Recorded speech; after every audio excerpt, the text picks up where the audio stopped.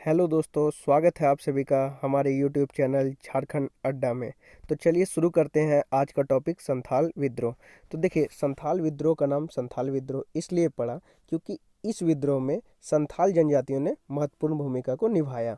और चूंकि संथाल जनजातियों का निवास स्थान संथाल परगना है, इसलिए यह विद्रोह भी संथाल परगना के आसपास सर्वाधिक फैला। ठीक है, देखिए संथाल विद्रोह 1855 से शुरू होकर 1856 ईस्वी तक चला।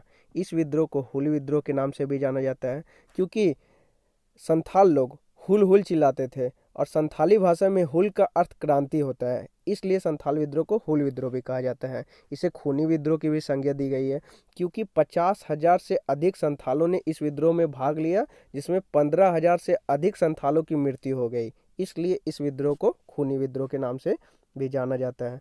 तो चलिए शुरू करते हैं। देखिए, संथाल विद्रोह शुरू होने से पहले संथाल परगना के क्षेत्र भागनाडी में, ठीक है, भागनाडी में एक सभा का आयोजन रखा गया था। ठीक है, जिसमें 400 गांव के लोग एकजुट हुए थे। और देखिए, संथाल विद्रोह शुरू होने से पहले भागनाडी गांव, ये भागनाडी जो गांव है वो संथाल परगना वाले क्षेत्र में पड़ेगा। 30 जून 1855 ईस्वी को एक सभा रखी गई थी। किसके नेतृत्व में? सिद्धू, कान्हू, चांद और भैरव, ये चारों आपस में भाई थे। सिद्धू, कान्हू, चांद और भैरव, ये चारों भाई के नेतृत्व में एक सभा रखी गई थी भागनाडी गांव में 30 जून 1855 ईस्वी को। इस सभा में विद्रोह की रूपरेखा को तैयार किया गया, जिसमें सिद्धू को राजा घोषित किया गया, कान्हू को मंत्री का पद दिया गया, चांद को प्रशासक का पद दिया गया और भैरव को सेनापति का पोस्ट मिला। ठीक है, और इसकी बहन भी थी फूलो और झानो। ठीक है, तो संथाल विद्रोह किसके नेतृत्व में शुरू हुआ? सिद्धू, कान्हू, चांद और भैरव। सिद्धू को कौन सा पोस्ट मिला? राजा। कान्हू को मंत्री, चांद को प्रशासक और भैरव को सेनापति का पोस्ट मिला, जबकि इसकी बहन थी फूलो और झानो। और यह विद्रोह 30 जून को भागनाडी में शुरू हुआ।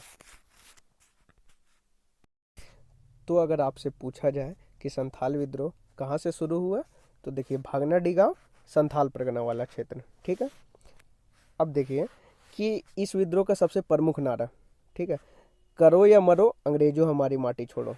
अगर आपसे पूछा जाए करो या मरो अंग्रेजों हमारी माटी छोड़ो किस विद्रोह का नारा है, तो संथाल विद्रोह का। ठीक है, धीरे धीरे यह विद्रोह संथाल परगना वाले क्षेत्र से हजारीबाग, वीरभूम, सिंहभूम आदि क्षेत्रों में भी फैल गया। तो चूंकि संथाल परगना वाले क्षेत्र में सिद्धू, कान्हू, चांद, भैरव आदि नेतृत्व कर रहे थे, जबकि हजारीबाग वाले क्षेत्र से लुबाई मांझी और अर्जुन मांझी इस विद्रोह का नेतृत्व कर रहे थे, जबकि वीरभूम वाले क्षेत्र से गोरा मांझी इस विद्रोह का नेतृत्व कर रहे थे।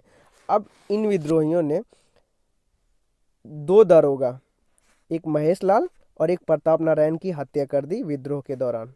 ठीक है, तो आपसे अगर पूछा जाए कि संथाल विद्रोह में किस दरोगा की हत्या हुई, तो महेश लाल और प्रताप नारायण का, जबकि हजारीबाग से लुबाई मांझी और अर्जुन मांझी नेतृत्व कर रहे थे, जबकि वीरभूम वाले क्षेत्र से गोरा मांझी इस विद्रोह का नेतृत्व कर रहे थे। यह विद्रोह धीरे धीरे काफ़ी उग्र रूप लेने लगा, अतः अंग्रेज अधिकारियों ने जनरल लॉयड के नेतृत्व में मेजर बारो को इस विद्रोह को दबाने के लिए भेजा, लेकिन ये इस विद्रोह को दबाने में पूरी तरह से असफल सिद्ध हुए। तो अगर आपसे पूछा जाए कि संथाल विद्रोह को दबाने में कौन असफल सिद्ध हुए, तो मेजर बारो और जनरल लॉयड, जबकि कैप्टन अलेक्जेंडर, थॉमसन और रीड ने इस विद्रोह को आसानीपूर्वक दबा दिया। ठीक है, तो आपसे पूछा जाए कि विद्रोह को दबाने में सफलता किसने प्राप्त की, तो कैप्टन अलेक्जेंडर, थॉमसन एवं रीड ने। यह विद्रोह इतना ज़्यादा व्यापक हो गया कि कार्ल मार्क्स ने इस विद्रोह को भारत की प्रथम जन क्रांति कहा।